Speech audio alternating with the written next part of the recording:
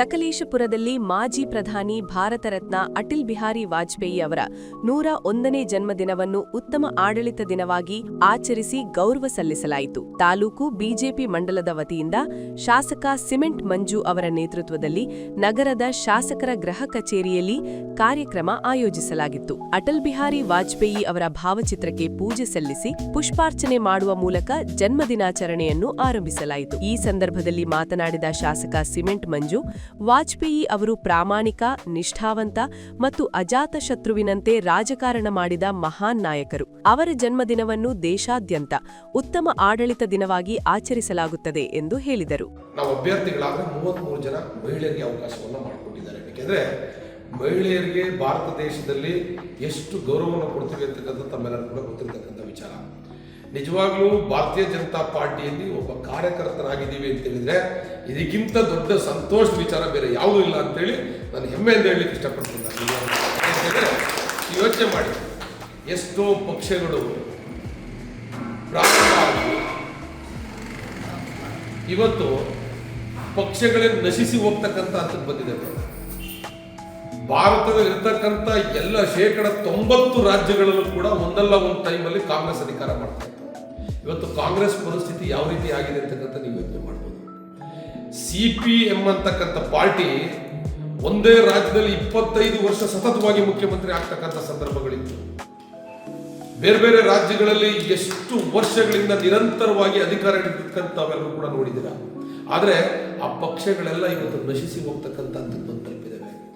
ಭಾರತೀಯ ಜನತಾ ಪಾರ್ಟಿ ಕೇವಲ 2 ಸ್ಥಾನದಿಂದ ಆರಂಭ ಆಗಿರ್ತಕ್ಕಂಥ ಪಾರ್ಟಿ ಇವತ್ತು ಭಾರತದ 18ಕ್ಕಿಂತ ಹೆಚ್ಚು ರಾಜ್ಯಗಳಲ್ಲಿ ಅಧಿಕಾರವನ್ನು ಮಾಡ್ತಾ ಇದೆ. ಕೇಂದ್ರದಲ್ಲಿ ಸತತವಾಗಿ 11 ವರ್ಷಗಳಿಂದ ಅಧಿಕಾರವನ್ನು ಮಾಡ್ತಾ ಇದೆ.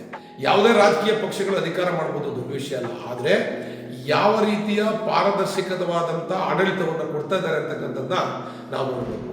ಇವತ್ತು ಉತ್ತಮ ಆಡಳಿತದ ದಿನವನ್ನಾಗಿ ವಾಜಪೇಯಿ ಅವರ ಜನ್ಮದಿನದ ಈ ಸಂದರ್ಭದಲ್ಲಿ ಇಡೀ ಭಾರತದಲ್ಲಿ ಆಚರಣೆಯನ್ನು ಮಾಡ್ತಾರೆ.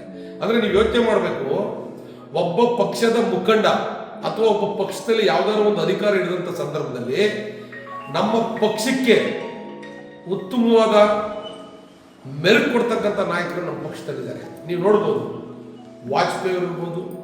ವಾಜಪೇಯಿ ಅವರು ಪ್ರಧಾನಮಂತ್ರಿ ಆದಂಥ ಸಂದರ್ಭದಲ್ಲಿ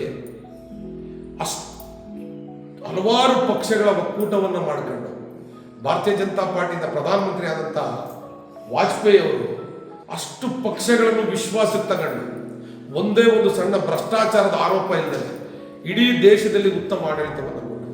ನೀವು ಯೋಚನೆ ಮಾಡಬೇಕು, ವಾಜಪೇಯಿ ಅವರು ಪ್ರಧಾನಮಂತ್ರಿ ಆದಂಥ ಸಂದರ್ಭದಲ್ಲಿ ಎಲ್ಲರ ಮನೆಯಲ್ಲೂ ದೂರವಾಣಿ ಸಂಪರ್ಕ ಇತ್ತಿಲ್ಲ. ವಾಜಪೇಯಿ ಪ್ರಧಾನಮಂತ್ರಿ ಆದಂಥ ಸಂದರ್ಭದಲ್ಲಿ ಎಲ್ಲ ಮನೆಗೂ ಲ್ಯಾಂಡ್ ಫೋನ್ಗಳು ಬಂತು. ನಿಮ್ಮೆಲ್ಲರಿಗೂ ಗೊತ್ತಿದೆಯಾ? ನಾನು ಕೂಡ ಲ್ಯಾಂಡ್ ಫೋನ್ ಭಾರಿ ಕಡಿಮೆ ದುಡ್ಡಲ್ಲಿ ನಿಮ್ಗೆಲ್ಲರೂ ಕೂಡ ಲ್ಯಾಂಡ್ ಫೋನ್. ಪ್ರತಿ ಹಳ್ಳಿಗೂ ರಸ್ತೆ ಮಾಡಬೇಕು ಅಂತ ಪಣ ತೊಟ್ಟರು. ಪ್ರತಿ ಹಳ್ಳಿಗೆ ರಸ್ತೆಯನ್ನು ಮಾಡಿದರು. ನ್ಯಾಷನಲ್ ಹೈವೇಗಳು ಭಾರತದಲ್ಲಿ ಯಾವ ರೀತಿ ಇತ್ತು ಅಂತಕ್ಕಂಥ ತಾವೆಲ್ಲರೂ ಕೂಡ ನೋಡಿದ್ರ.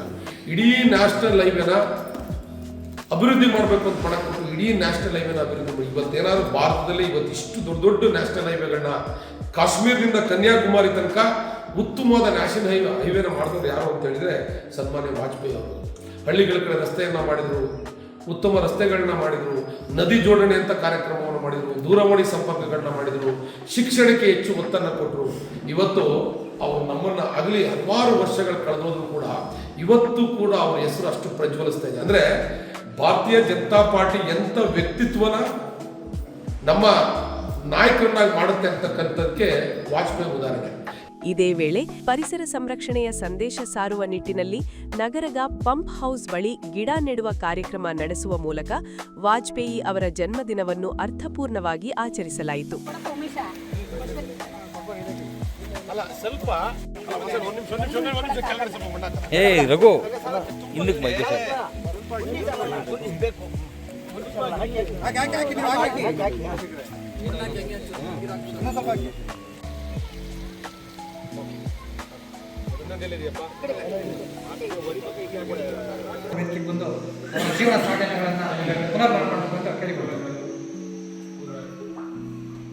ಬಿಜೆಪಿ ಕಾರ್ಯಕರ್ತರು ಹಾಗೂ ಮುಖಂಡರು ಈ ಕಾರ್ಯಕ್ರಮದಲ್ಲಿ ಭಾಗವಹಿಸಿದ್ದರು.